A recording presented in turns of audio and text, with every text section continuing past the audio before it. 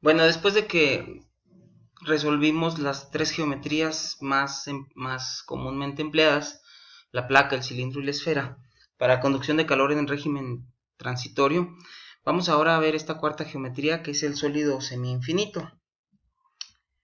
Un sólido semi-infinito es un cuerpo ideal que es infinito en todas las direcciones y solamente se tiene contacto con una superficie plana. De manera que si yo estoy parado en esa superficie plana, imaginemos la superficie de la Tierra, pues yo veo que esto es infinito en todas direcciones, hacia adelante, hacia atrás, hacia la derecha, hacia la izquierda, incluso hacia el cuerpo, es decir, en este caso sería hacia abajo. Este modelo se aplica cuando se pretende describir un proceso cerca de una superficie, a distancias muy pequeñas de la superficie, comparadas con las dimensiones del cuerpo. Entonces, si yo voy a escarbar en la superficie de la Tierra, este modelo es perfectamente aplicable. Pero no nada más tiene que ser un cuerpo muy grande, puede ser un cuerpo de dimensiones limitadas, pero que estemos respondiendo preguntas acerca de la temperatura muy cerca de la superficie, como van a ver más adelante en los ejemplos. Durante periodos cortos, la mayor parte de los cuerpos pueden modelarse como sólidos semi-infinitos, ya que el calor no tiene tiempo suficiente para penetrar a la profundidad del cuerpo y por esta razón el espesor del cuerpo es irrelevante, no entra en el análisis de la transferencia de calor. Por ejemplo, una pieza de acero o de cualquier metal, de cualquier forma, puede considerarse un sólido semi-infinito cuando se enfría por inmersión para endurecer su superficie, como en los tratamientos térmicos. Un cuerpo también cuya superficie se calienta por medio de un pulso de láser puede tratarse de la misma manera. Ya saben el procedimiento, pues vamos a tener que resolver la ecuación, ¿no? Primero hacemos un balance de energía en un diferencial de volumen, escribimos la ecuación diferencial parcial que corresponde a ese balance, se resuelve esta ecuación y luego hay que escribir las condiciones de frontera y que se utilizan para determinar las constantes. Bien, la solución es esa. Vamos a analizarla un poquito más. Veamos primero que tenemos aquí la temperatura adimensional. Noten que la temperatura está adimensionada distinto de cómo lo habíamos estado haciendo. Aquí es la temperatura menos la temperatura inicial en lugar de la temperatura ambiente. Y abajo tenemos la diferencia entre estas dos temperaturas, pero invertidas. Bien, no importa, de cualquier forma de aquí podemos despejar la temperatura que nos interesa. Y esto es igual a la función error complementario, así se llama esta función. La función complementaria de error evaluada en este parámetro menos, esta es la función exponencial. Lo que pasa es que muchas veces se escribe así para no, cuando el exponente es muy grande, no se alcanza a apreciar. Si ponemos e a la, todo esto se vería medio raro, por eso se pone así. Pero esto es una exponencial que multiplica a otra vez la función complementaria de error evaluada en todo este parámetro. Vamos a ver los parámetros, los argumentos de estas funciones.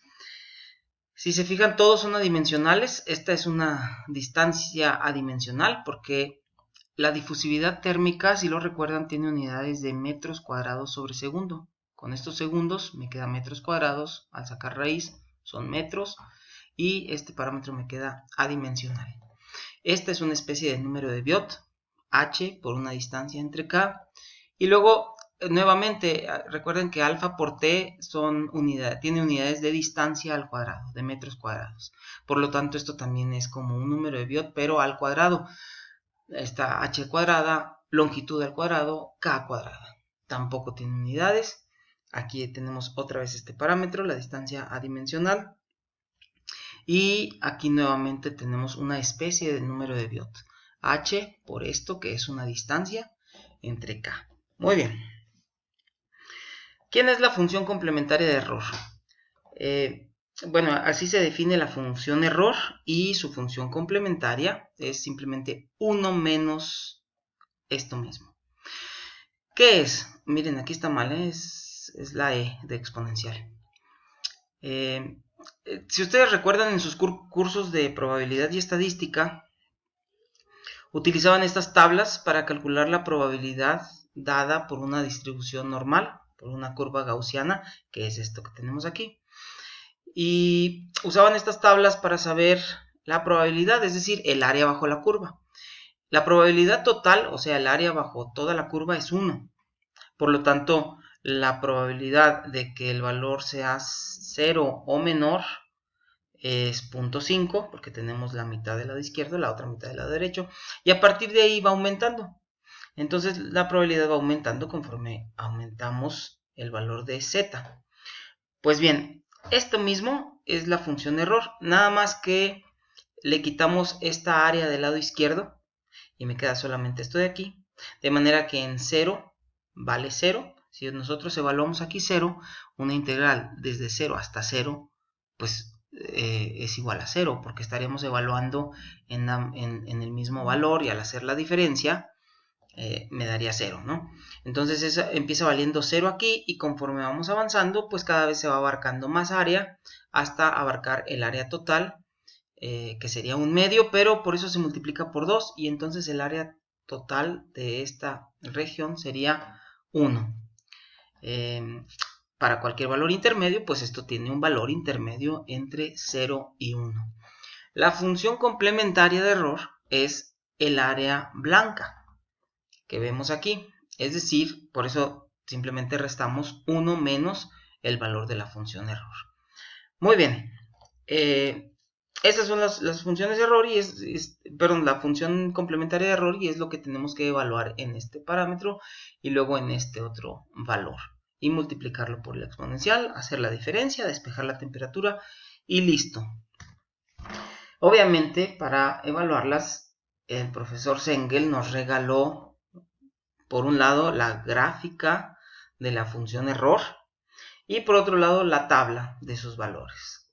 Igual que como lo hizo con las funciones de Bessel, pues ahora tenemos aquí el valor de la función cuando evaluamos en un cierto parámetro. Cuando el parámetro eta, es decir, lo que esté adentro de la función error, ya sea esto o esto, nosotros calculamos este valor completo, todo esto, y si me da, no sé, 0.2, entonces tengo que buscar aquí 0.2, y el valor de la función complementaria de error es 0.7773. Lo mismo podríamos hacer acá, ¿no? Buscamos, aquí es 0.25, aquí es 0.2, vengo, cruzo la curva y leo aquí, leo poquito menos de 0.2. Ojo, no leo este valor porque esta es la función error, no la función complementaria de error. Había que restarle esto a 1. O en otras palabras, leer esta curva de cabeza. Aquí sería 0, aquí sería 1. En 0.2 vengo, leo y me da 0.20 y tantos, que al restárselo a 1 me da 0.7773. Pues bien, Sengel entonces nos da todo para evaluar la solución. Y si no les gusta andar evaluando estas funciones, que por cierto las calculadoras científicas sí las traen, si no traen programadas la función error y la función complementaria de error, creo que sí traen la probabilidad de una distribución normal. Yo no sé cómo hacerlo, pero en todo caso el Excel sí lo hace.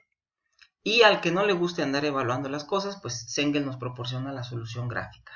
¿Cómo se utiliza esta gráfica? Ya saben, primero escogemos la curva, en este caso sería con el parámetro h por raíz de alfa t sobre k. Es decir, este parámetro contiene la información tanto del tiempo como de las condiciones, tanto de la conductividad y la difusividad térmica, o sea, las propiedades del material, y las condiciones a las que se somete ese material.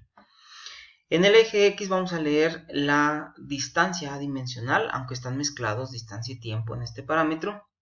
Pero una vez que hemos seleccionado una curva, no sé, por ejemplo la de punto 3, yo leo un valor de eta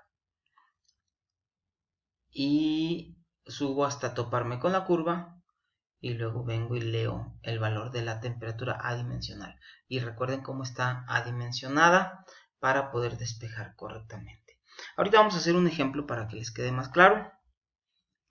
Y quiero que vean los valores que toma este parámetro, ¿no? Va aumentando hasta que después de 3, la curva siguiente ya es infinito. Eso quiere decir que conforme h va creciendo, o el tiempo, estas curvas se van colapsando hasta que para valores muy grandes de h o de t, todas se colapsan en este valor y de aquí no pasan. Pero ¿cuándo sería infinito? Ninguno de estos valores puede llegar a ser infinito. Este lo vamos a discutir a continuación, que sería este caso límite.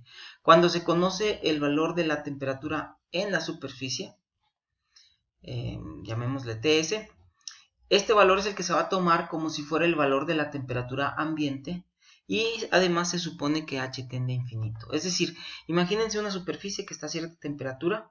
Lo que vamos a decir es, bueno, eso sería lo mismo que si, no sé, imagínense una superficie que está a 0 grados centígrados. Entonces vamos a decir, es lo mismo que introducir ese cuerpo en un medio ambiente que está a 0 grados centígrados y con un coeficiente de transferencia de calor muy grande, que tiende a infinito. De manera que la convección es tan eficiente que esa superficie está prácticamente en equilibrio con el ambiente. Y entonces es lo mismo que decir que la temperatura del ambiente es 0 con un coeficiente muy grande, o decir que la temperatura de la superficie es 0. Al hacer estas suposiciones, es fácil ver que la solución de arriba, la solución completa que habíamos estado escribiendo, se reduce simplemente al primer término.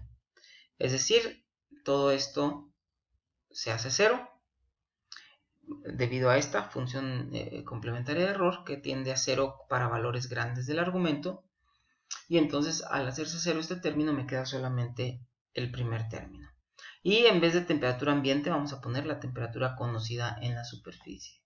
Nuevamente, Sengel nos da la gráfica de la función complementaria de error, la que yo les decía arriba que teníamos que voltear de cabeza. En realidad ya nos la da volteada de cabeza Sengel, aquí está.